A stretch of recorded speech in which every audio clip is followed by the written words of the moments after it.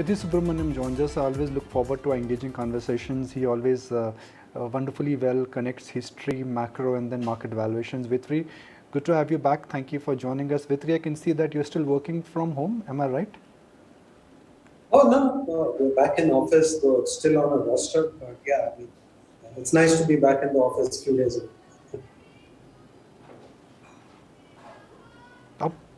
I was hoping for more of a corporate background, but never mind. These days, we're used to different backgrounds from our guests. Sure. Vetri, how would you judge the market right now? Only in hindsight we'll figure out whether this is a crazy bull market or this is a bull market like others where we will see periodic corrections and bouts of volatility. So far we've not seen an iota of correction. 17, 18 months into this bull market and it's been a straight line. I mean, I can borrow a ruler from my son from a geometry box and draw a straight line. That's how markets have moved.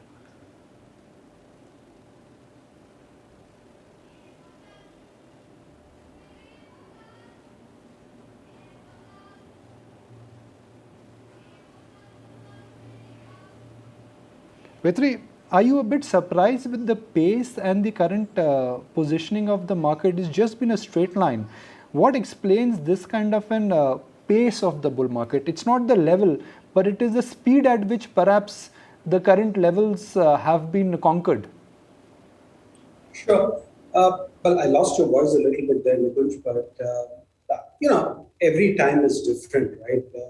The pace, the speed at which it goes. But I wouldn't say this is something completely unique. If you think back to the early part of the 2002, 2004 move, or even if you think about the recovery in the market from the depths of the post-Lehman crisis, these kind of moves have been very rapid. So it's not completely unusual to see a market sort of rally this hard. Yes, as I said, every time is different. We've sort of punched our way in terms of valuations to significantly elevated levels. Right, I look at the price to book, whether it's the Nifty, the Nifty mid cap or the Nifty small cap, all trading at record levels in terms of valuations, and that does create discomfort. Now, Nikunj, the thing that I would say, you're a host of a markets program. There is a certain logic to the morning bell ringing at the stock exchange. That's when trading commences, and then when the bell rings in the evening, trading comes to a halt. But unfortunately, valuations are not the equivalent of a bell, right? So we've seen this in the past as well. In a falling market, the valuation bell can ring, the market can continue to be very despondent, it can get cheaper in the first place. And similarly, when valuations get elevated, it doesn't work like a bell. It's not that the bell rings and all investors leave the marketplace and then it starts to correct. The party can go on for much longer than what we anticipated. But we are not in the business of trying to catch market tops and bottoms. I think the important, message that I would really give people listening to us today is don't lose sight of your asset allocation, framework that you have to achieve your financial goals. This is not a time at which you should be looking to raise your equity allocation because neither are valuations supportive in a historical context. And if I look at the alternative, right, so what are, let's say, the 10-year bond yield and compare that to the earnings yield of equities, even that is actually now giving you a negative message. So my simple, sort of takeaway would be don't look to overstay just because the party is still on. Please follow that discipline of asset allocation. This is not a valuation level at which really I would encourage anybody to be increasing their allocation to equities.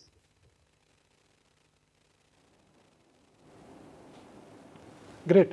Now that we got your broader idea, Vetri, about the market and where they are headed, there are two ways to look at the market. From the prism of liquidity, which is the easy thing to do. A lot of liquidity, no assets are giving you that kind of a promise. Money is coming into stocks. Second is we look at the market based on historical benchmarks and say, महंगा hai, expensive hai.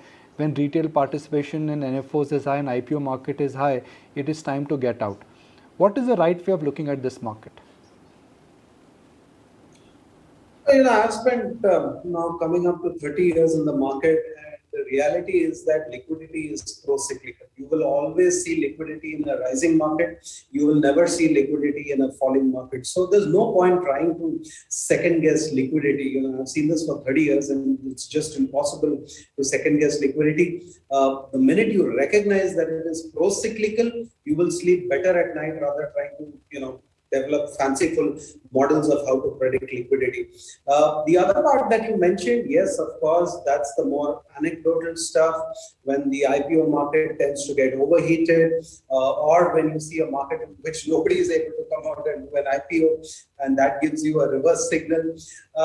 But these are all anecdotal liquidity. I would really say eventually it's the valuations that should drive your framework. The anecdotal story about the shoe shine buy giving you a stock tip and so on and so forth, these are good stories, but they are not really the numbers that should drive allocation. There are concerns, as you mentioned, related to some of the other anecdotal data points. But I would again just say, look at the numbers, the valuations. That is what should drive your thought process. Because every person you speak to will have a different anecdote, and it's all personal to you. So that cannot be the basis of taking an asset allocation decision.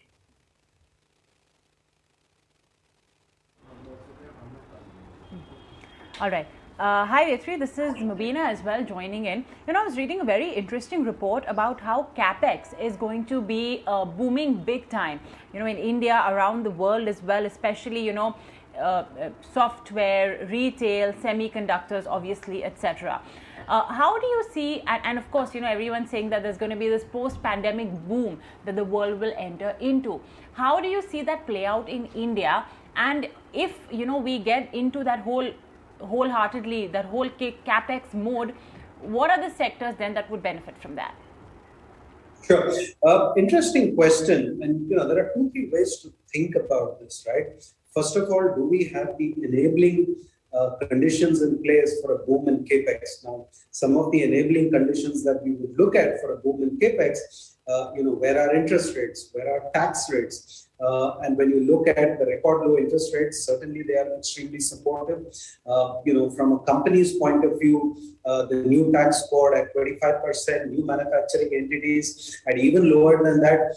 Of course, it's extremely supportive for people to put up new capacities. The missing element in all of this is really 2 things. One is that capacity utilization, whether you look at some of the data that RBI puts out or some of the more granular data, that some of us look at, is still not at the level where actually entrepreneurs would feel particularly excited about putting in capex. And remember, even entrepreneurs are coming through what's been, literally a once in a lifetime shock in terms of the pandemic. And there is cautiousness in terms of how they would like to manage their balance sheets. So it's not very clear to me that even though you've got these record low interest rates and you've got, particularly in India, this very attractive tax code to make investments today, that the capacity utilization is at a level which could actually push those investments in. One of the more interesting, policy agendas in India in recent time has actually been the PLI. The government is effectively handing out 2 lakh crores worth of incentives over a period of time with the intention of stimulating domestic manufacturing. Certainly, this could make at the delta a slightly more positive case for entrepreneurs to take the risk and put in capex. But again, the norms on value addition through PLI are not very clear, and whether it is necessary for companies to make that large investments, right? Because the value addition norms seem to be more like 15%, 20%, 40%.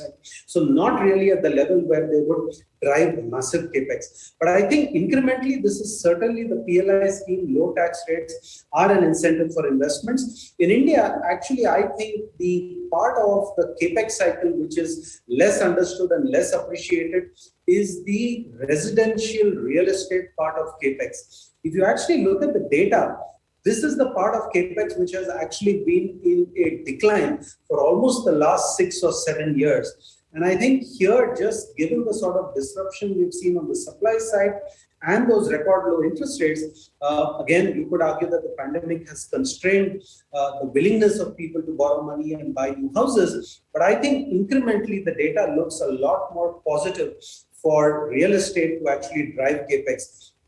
And people forget that it's actually one of the biggest components of our capex. The other part of capex which gets a lot of airtime is government, but it's useful to remember that government is actually the smallest contributor to capex, though it does have a positive multiplier effect. The biggest two components of capex in India are the private household sector and the private corporate sector. Government actually is much smaller, and government is dominated by state governments, where again, I'm not sure they're in particularly great health. So it's good that the union government is putting its foot on the accelerator, but I'm a little bit more, I would say, cautious about a massive pickup in capex in India or for that matter, globally.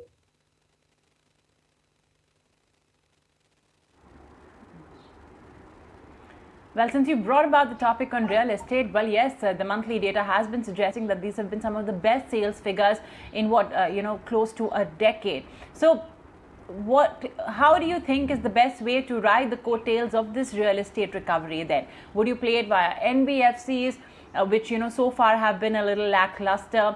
Home improvement, how would you play it? Or directly, plain and Jane through real estate developers?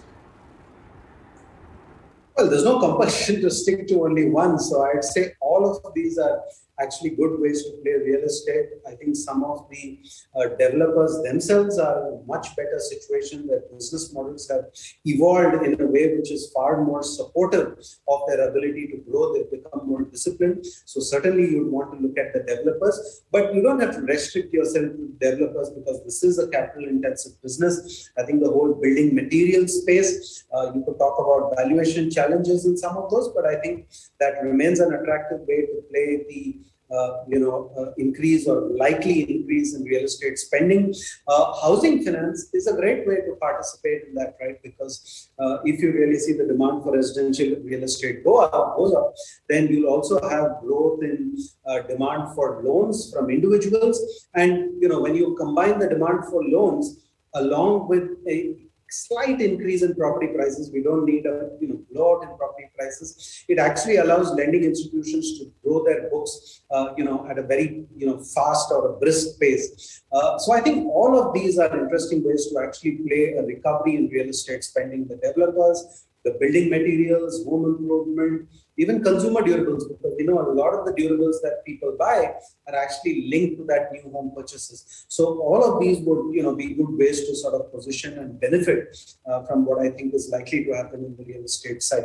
I should also add here that one of the things we are seeing in real estate is a shift and the consolidation in favor of the organized sector, right? Again, because of a series of reforms that have been carried out, starting from RERA to then what's happened in the market in terms of the credit crisis in 1819.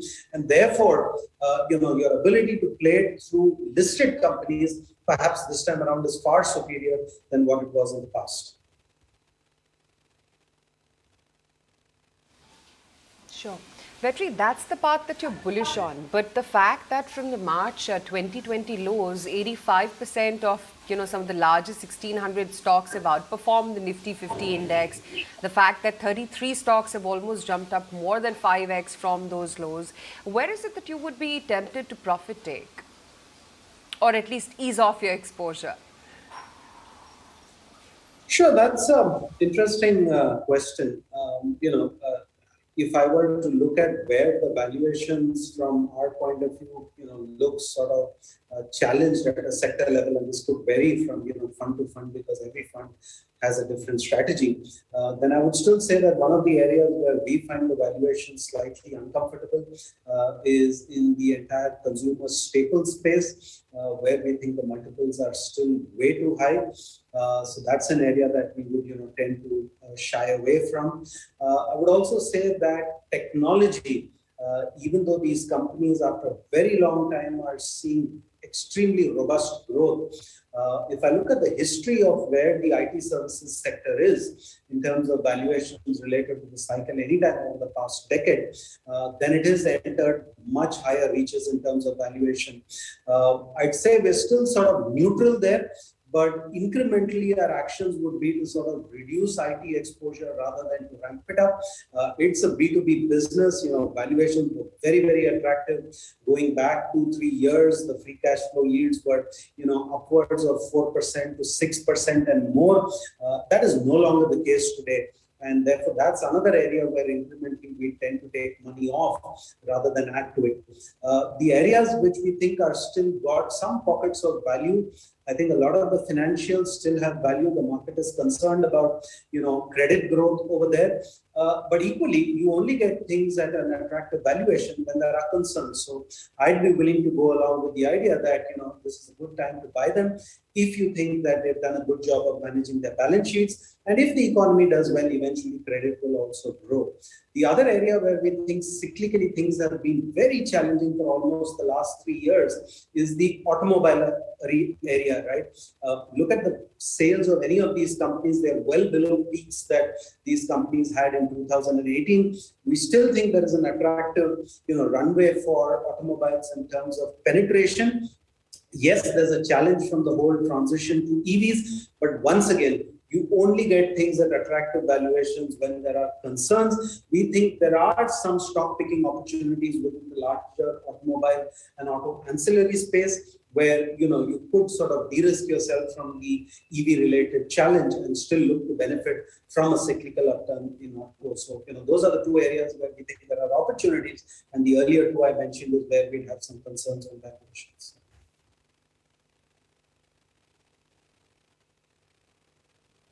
The other part of the market that I definitely wanted to chat about with you is, the new age startups which are now hitting the bourses, everything from a Zomato to a Paytm to a Nykaa, Policy Bazaar in the fray. How is it that you justify the frenzy and the kind of valuations that some of these companies are, at least hinting at or trading at in the case of Zomato, given that they haven't seen profits yet?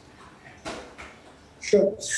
So I think this is always going to be a challenge when you analyze, so to speak, a new business. But think about it this way, right? In front of your eyes, you've seen one of the largest companies in India create a massive telecom business, which now accounts for maybe a third of the total valuation of the company. And they were giving the service away for free for almost 1.5 or 2 years. So it's not so unusual for us to see companies which don't make losses in their early years, but as they scale up their business to a more sort of higher scale, they are able to bring in the profitability. So I wouldn't get carried away just by looking at the red in the P&L. We have seen this in many businesses in their early days. Now, the way to think about this is, are they able to make money at a positive contribution level? And are we able to see an addressable market whereby over a period of time, they would be able to, generate significantly positive operating cash flows. And I think what we are missing in some of these businesses is that they do have such an opportunity now. To be very fair, these are early days for some of these businesses. We don't know how many of them will actually go to take leadership positions in those businesses. So we've got to be cautious in terms of identifying which of these companies we might choose to put into our portfolios. But I do think there is an investment case, and one will have to look at some of these in the context of the overall market opportunity. And, are these companies close enough to very simplistically getting to a stage where EBITDA is positive, cash flow is positive. That's very, very important. We want to see positive operating cash flows. Forget the reported P&L being negative. The operating cash flows need to be negative, positive. And as long as you can scale the business, eventually the profits will start to come through. So, those are the elements you need to keep in mind. The addressable market, the contribution margins, the ability to scale that EBITDA, profitability will come in due course. And we've seen this so many times in the past. I think, one of our largest companies in India, and the way they got into the telecom business is actually a great example of how they created value.